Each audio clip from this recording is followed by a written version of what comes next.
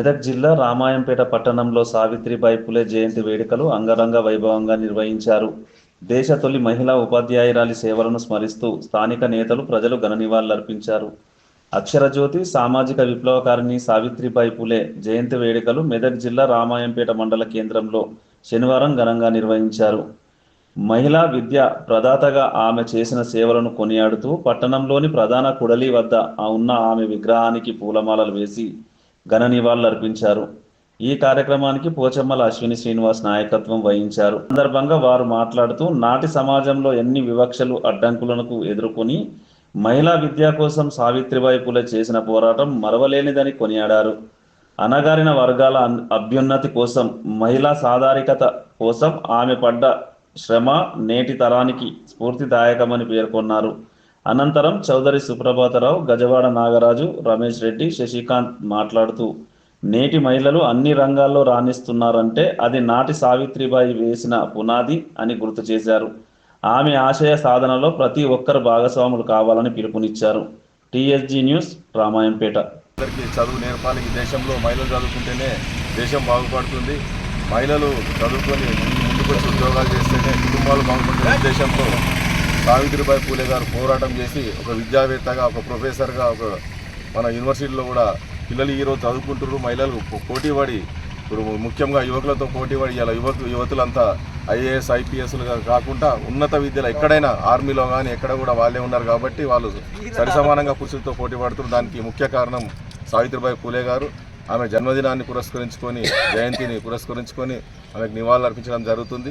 ఆమె ఆశయాలను మా కాంగ్రెస్ పార్టీ శ్రేణులు కొనసాగిస్తాయని తెలియజేస్తుంది. నమస్తే.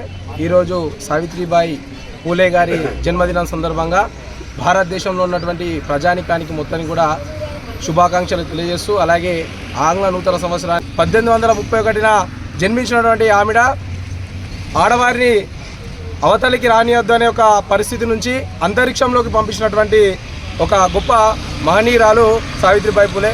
కాబట్టి ఈరోజు ఏ రంగంలో చూసినా ఆడవారికి ముందంజ వేస్తున్నామంటే భారతదేశంలో ఉన్నటువంటి తొలి మహిళా టీచర్గా ఆవిర్భవించినటువంటి గొప్ప వ్యక్తి సావిత్రిబాయి పూలే.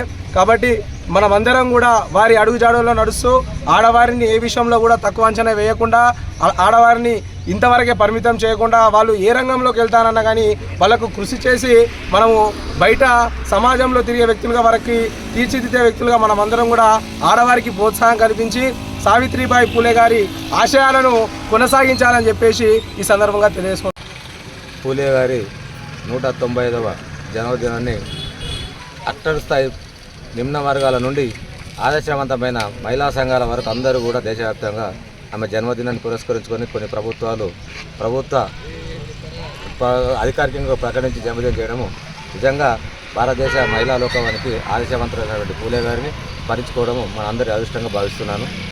పూలే గారి జన్మదినం పురస్కరించి అశ్విని శ్రీనివాస్ గారికి కూడా శుభాకాంక్షలు తెలియజేస్తున్నాను.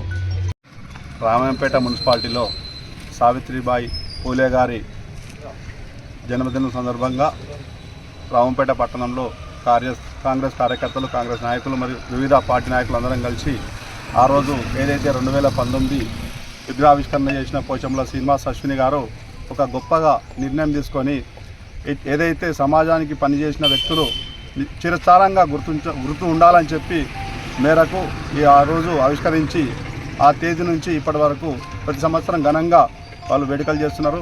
విద్యావేత్తంగా, పారిశ్రామికంగా మరియు ప్రతి రంగంలో మనం ఆ రోజు ఏదైతే ఇందిరాగాంధీ ఏ విధంగా కొట్లాడి మన స్వాతంత్రానికి చేసిన కుటుంబం ఉందో అదేవిధంగా మన సావిత్రిబాయి పూలే గారు కూడా మన మహిళల కోసం వాళ్ళు త్యాగాన్ని చేసి ఇలా చైతన్యం చేస్తున్నారంటే వాళ్ళ కోసం మనం గుర్తుంచుకునే రోజు ఘనంగా ఈరోజు రామంపేట మున్సిపాలిటీలో మనం వాళ్ళ జన్మదినం జరుపుకోవడం జరిగింది. జై కాంగ్రెస్. పట్టణంలో సావిత్రిబాయి పూలే అమ్మగారికి మరి ఘనంగా నివాళులు అర్పించడం జరిగింది. ఈ సందర్భంగా రామాయంపేటలో ఉన్న పట్టణ ప్రజలందరూ మరి వివిధ పార్టీ నాయకులందరూ కూడా ఇక్కడికి వచ్చి ఘనంగా నివాళులు అర్పించడం జరిగింది.